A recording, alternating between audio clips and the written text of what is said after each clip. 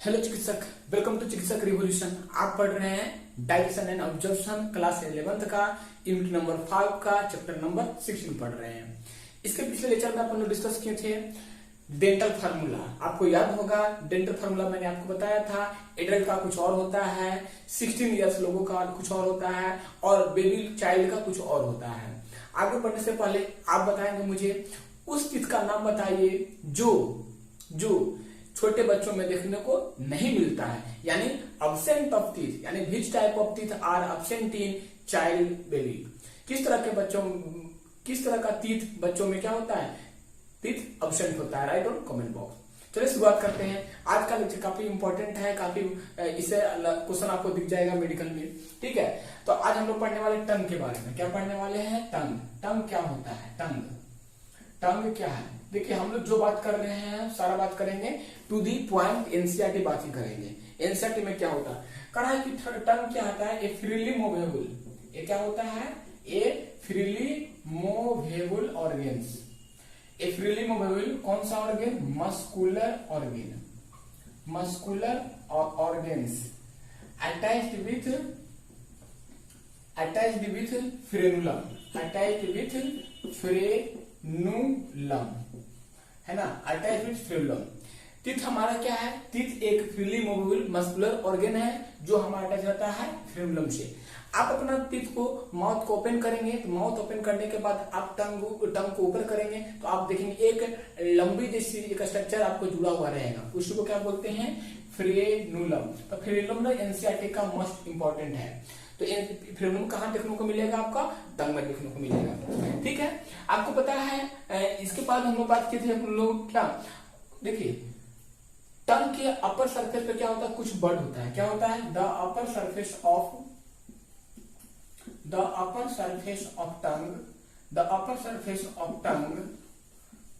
Tongue taste buds are lie on, है ना, taste buds are lie on. मतलब tongue के कुछ सरफेस पे क्या होगा? टेस्ट बर्ड हमको लाई करता है, जो क्या करता है? To detect the taste. वो क्या करेगा? किसी भी चीज का खट्टा मीठा तीता वो पता करता है। आपको पता होगा, आपको गस्टेटरी पोर वगैरह नहीं करना है, वो सब नहीं आता है, क्वेश्चन नहीं पूछता है। एनसेट में नहीं दिया है। एनसेट में सिर्फ यही दिया है कि टंग आपका फ्रीली मूवेबल मस्कुलर ऑर्गन है जो कि अटैच होता है फ्रेनुलम से। इसमें बहुत सारा क्या होता है? टेस्ट बर्ड होता है। ठीक है, जिसको पैपली बोलते हैं, है ना। तो लिख सकते हैं आप कि taste bud also called taste buds projection like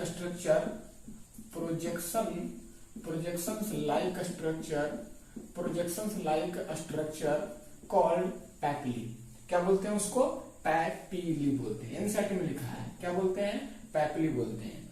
ठीक है, तो टंग से रिलेटेड आपका इतना ही आपको एनसीईआरटी में लिया हुआ था, है ना। तो इसके अलावा आगे नहीं करने का। कितना नोट कर लिए होंगे? टंग क्या है? एक फ्रीली मूवेबल मस्कुलर ऑर्गन्स है जो अटैच होता है हमारा फ्रेनुलम से। अपर सरफेस ऑफ टंग पे टेस्ट बर्ड होता है जो वहां लाई करता है, जो क्या करता है? टेस्ट को पता करता है। आपको देखिएगा डायग्राम देखिएगा तो ये करता हूं, आपको सल्कस वगैरह नहीं करने का। इस तरह का बनता हुआ इसको सल्कस बोलते हैं। क्या बोलते हैं? सल्कस। और यहीं पे इस तरह का बहुत सारा स्मॉलेस्ट बर्ड लाइक स्ट्रक्चर आपको दिखता है। ये क्या है? स्मॉलेस्ट बर्ड लाइक स्ट्रक्चर, जिसको क्या बोलते हैं? बर्ड्स लाइक स्ट्रक्चर को क्या बोलते हैं? पैपिली। क्या बोलते हैं? पैपिली। ये अटैच किधर है? फ्रेनुलम से अटैच होता है। इसमें आपको मैं बता दूं, इसमें आपको उसमें गस्टेटरी पोर वगैरह नहीं करने का है। ठीक है, तो नोट कर लिए होंगे। तो अब बात करते हैं अपन लोग फेरिंग्स के बारे में, है ना। एनसीईआरटी पूरी पार्ट बात करते हैं। ध्यान से देखिएगा फेरिंग्स क्या है। काफी आसान है, काफी सिंपल तरीके से अपन लोग देख पाएंगे। ठीक है, देखिए जैसे कि अपन लोग बात करते हैं यहाँ पे, ये मान लीजिए चंपा है। क्या है? एक मान लीजिए ये आपका कोई एक डायग्राम है ना। डायग्राम मेरा तो अच्छा नहीं है, लेकिन आप हमसे अच्छा बनाइएगा, है ना। आप हमसे डायग्राम अच्छा बनाइएगा, मेरा डायग्राम अच्छा नहीं है। ठीक है, ये इस तरह आई है, इस तरह हेयर है उसका। ठीक है, इस तरह आया है ना। आप ड्रॉ कर सकते हैं रफली। अब आप देख पाएंगे उसका स्ट्रक्चर में कि इस तरह आगे जाके यहाँ दो पाइप खुलता है ना, दो पाइप खुलता है। एक आपको पता है एक क्या कर पाएगा, एक आपका फेरिंग्स है, एक आपका लरिंग्स है ना। मान लीजिए आपका क्या है, this is the this part, this region is the pharynx, क्या है, this region is the pharynx, और दिस इज द लैरिंग्स, क्या है, दिस इज द लैरिंग्स, और ये क्या है, दिस इज द इसोफेगस, क्या है, इसोफेगस है, ठीक है, वो क्या है, इसोफेगस है।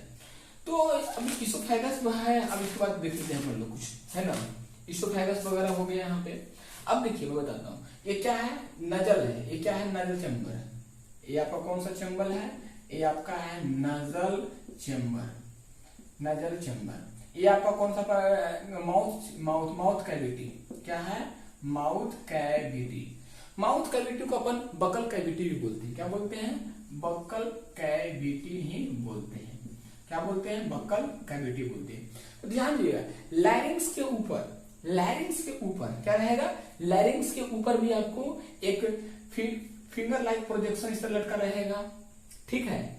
और आपको ये पता है उल्भा वगैरह रहेगा, इसको क्या बोलेंगे हम लोग, गलेट, क्या बोलेंगे इसको हम लोग, इसको बोलेंगे अपन लोग एपिग्लोटिस, ग्लोटिस, ये क्या है, ग्लोटिस।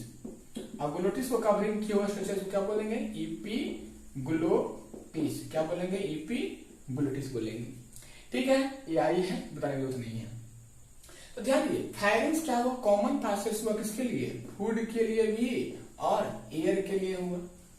फेरिंग्स क्या हुआ, फूड के लिए भी और एयर के लिए हुआ।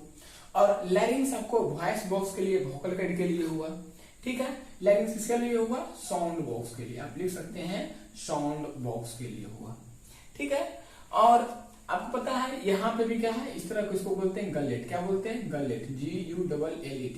आपको दिख रहा होगा डायग्राम, बिल्कुल बिल्कुल विजुअल है, विजुअल है, विजुअल है, ठीक है। तो ध्यान दीजिए, नजल का भी, तो फेरिंग्स में हम लोग बांटेंगे तीन सेक्शन बांटेंगे, क्या बांटेंगे, टाइप्स ऑफ फेरिंग्स में बांटेंगे तीन तरह का, फेरिंग्स में बांटेंगे तीन तरह का। तो लिखिए फेरिंग्स, फेरिंग्स क्या है, तो फेरिंग्स करेंगे क्या, it is the common passage of, it is a common passage of, it is the common passage of किसके लिए, food and air, food and air के लिए, है ना। इसको हम लोग इसको डिवाइड करेंगे हम लोग तीन पार्ट में, डिवाइडेड इनटू कौन सा पार्ट में, थ्री पार्ट में, थ्री पार्ट में। कौन कौन है, जो नोज में खुलेगा नोजोफेरिंग्स, जो माउथ में खुलेगा ओरोफेरिंग्स, जो लैरिंग्स में खुलेगा लैरिंगोफेरिंग्स। तो सबसे पहले नोज में खुलेगा उसको क्या बोलेंगे, नाइजोफेरिंग्स, क्या बोलेंगे, नाइजोफेरिंग्स। माउथ में खुलेगा उसको क्या बोलेंगे, ओरोफेरिंग्स, क्या बोलेंगे, ओरोफेरिंग्स। जो लैरिंग्स में खुलेगा उसको क्या बोलेंगे, लैरिंगोफेरिंग्स, क्या बोलेंगे, लैरिंगोफेरिंग्स, फेरिंग्स, लैरिंगो PHA है ना, PHARYNX, लैरिंगोफेरिंग्स। देखिए होता क्या है, ध्यान दीजिएगा एक बार अच्छा समझिए, नेजोफेरिंग्स, ओरोफेरिंग्स और लैरिंगोफेरिंग्स। जैसे आप देखिएगा, ये आपका नोजल कैविटी आया, यहाँ आया, इधर बकल कैविटी आया, है ना, इस तरह का कुछ स्ट्रक्चर, और इधर टंग वाला आ गया, इधर से ये हो गया, मान टंग आपका उठा हुआ, ये इस तरह स्ट्रक्चर बना हुआ है, ठीक है। और इधर इस तरह का स्ट्रक्चर है, यहाँ पे आपका कैविटी टाइप का बना हुआ है, इस तरह का, ठीक है। देखिए तो इधर, तो ये रीजन आपका क्या है, लैरिंग्स, ये क्या है, लैरिंग्स, ये क्या है, फेरिंग्स, ये क्या है, फेरिंग्स, ये क्या है आपको, ओरोफेरिंग्स, ओरोफेरिंग्स। तो ध्यान दीजिए, नाइजोफेरिंग्स, नाइजोफेरिंग्स कहाँ, नोजल, सॉरी, ये आपका ओरोफेरिंग्स है, ओरोफेरिंग्स आपका ए वाली है, ओरोफेरिंग्स। और एक क्या है, नाइजोफेरिंग्स।